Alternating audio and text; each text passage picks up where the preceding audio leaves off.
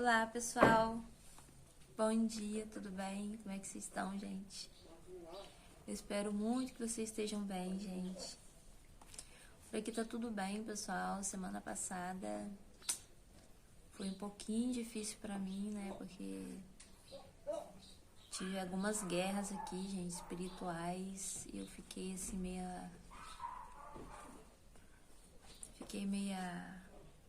posso dizer, ansiosa, né? Com a energia baixa.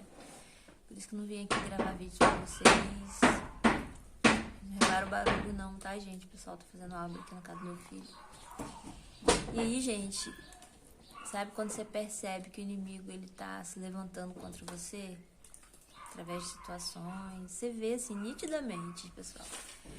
Quando a gente começa, gente, a estudar mais a palavra de Deus, né?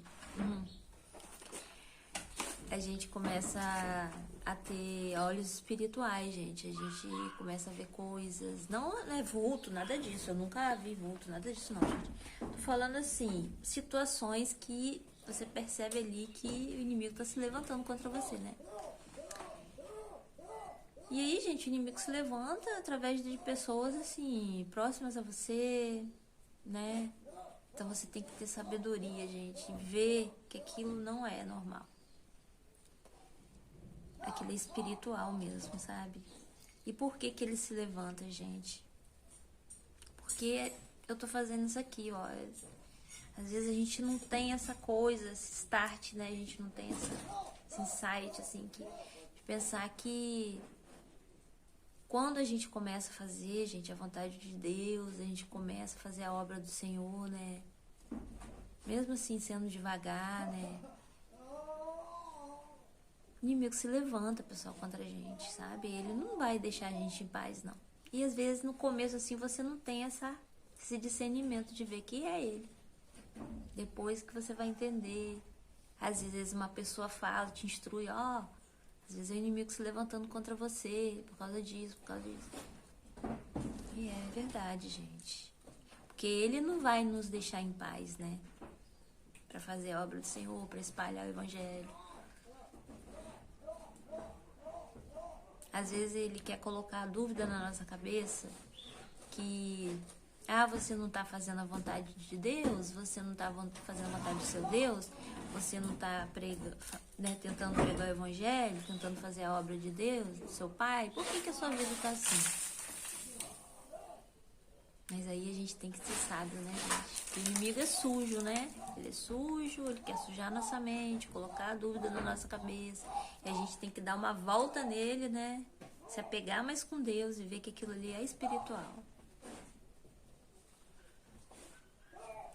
Se você faz a obra de Deus também, gente, que o Senhor te dê força, sabedoria, porque não é fácil, né? A gente sabe que ele se levanta, né? Eu fico imaginando a luta dos pastores. Às vezes o pastor fala assim na igreja, gente, eu tenho luta, vocês têm luta, mas vocês imaginam a minha luta. Eu imagino a luta dele, porque olha quantas pessoas ele tem que orar, gente, né? Cuidar das ovelhas, né? Então, pessoal, vamos lá, ó. Eu varei aqui em Efésios, né? Capítulo 4, versículo 31. Gente, eu não sei se eu falei, né? Eu espero que você esteja bem, né? Que a paz de Cristo esteja com você, né? Com a gente, né, pessoal? Eu também preciso dessa paz, sabe? E aí, gente, vamos lá, ó. Fala assim, no 31, falou assim, ó. Toda amargura e ira e cólera e gritaria e blasfêmia e toda malícia seja tirada de entre vós. Está falando o que, pessoal? Que a gente tem que tirar a sujeira do nosso coração, né? A gente tem que manter um coração puro, né? Se você tem que liberar perdão para uma pessoa, libere, gente. Libere o quanto antes, não se demore em liberar perdão. Porque quando a gente fica com raiva de alguém, isso faz mal a gente, sabe? A gente fica com o coração amargurado, triste, abatido, né? Isso nos causa ansiedade, isso só prejudica a gente, não prejudica a pessoa. Então, se você tem mágoa de alguém, ou se você mesmo magoou alguém, tenta se consertar, né? Se possível, peça desculpa. Se não for possível, peça perdão a Deus, Ele vai te perdoar. Mas não fique com o coração magoado, pessoal, que isso nos afaste de Deus. O Espírito Santo, ele se afasta de nós quando nosso coração tá assim, né? Eu tiro como exemplo, eu tenho comentado isso aqui nos vídeos, mas ainda não parei para gravar esse vídeo. Mas eu vou dar uma adiantada aqui para vocês saberem como ajuda perdão na nossa vida, liberar perdão. Eu, pessoal, ano passado, final do ano passado, descobri, né, os problemas de saúde, foram os nódulos que eu descobri, então eu fiquei muito preocupada no início.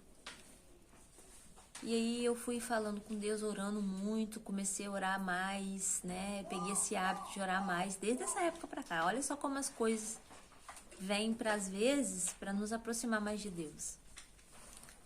Então eu orava 3 vezes ao dia, de madrugada, pedia a Deus, consagrava os exames, pedia na igreja, bebia água da igreja, estava fazendo tudo, né, e falando com o Senhor. No início eu achei que aquilo era para minha morte, que estava na minha hora, que eu ia embora, só compartilhando um pouquinho com vocês o que eu passei, né.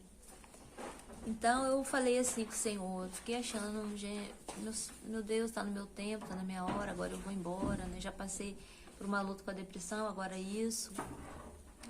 Então, eu tava no começo dos exames ainda, né? Sabia o que era.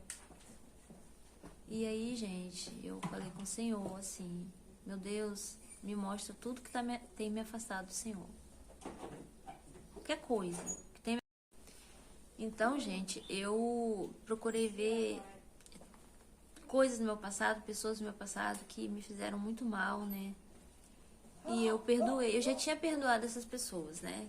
Mas faltava fazer uma coisa. Eu fui vendo, analisando a minha vida espiritual, ver o que faltava. E eu desbloqueei pessoas nas minhas redes sociais que eu tinha bloqueado há muito tempo. Claro que, né, gente, não era pra fazer contato com essas pessoas, mas pra, assim, no meu coração, não tem nada contra essa pessoa, acabou, perdoei, né?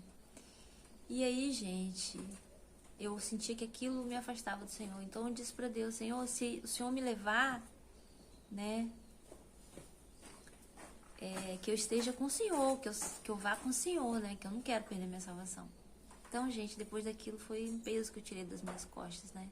Liberar perdão é uma coisa muito boa. E aí, pessoal, depois eu orava muito, eu me aproximei muito de Deus nesse tempo. Foi um tempo de renovação na minha vida. E aí veio a resposta que não era nada grave, que não era nada maligno. E foi uma bênção esse tempo pra mim. E aí o Senhor falou pra eu voltar às primeiras obras, né? Eu tenho tentado voltar. Então, gente, eu perdi o medo da morte. Eu perdi o medo. Se eu tivesse que ir, né? Como em Eclesiastes fala, há tempo para todas as coisas. Eu falei, Senhor, se eu tiver que me levar, então... Eu perdi o medo da morte, pessoal. Então, gente, a gente tem que estar sempre assim, com o coração puro, pedindo perdão ao Senhor, né? E é essa experiência que eu queria trocar com vocês. Gente, agora vamos lá, né? Eu parei aqui no 31.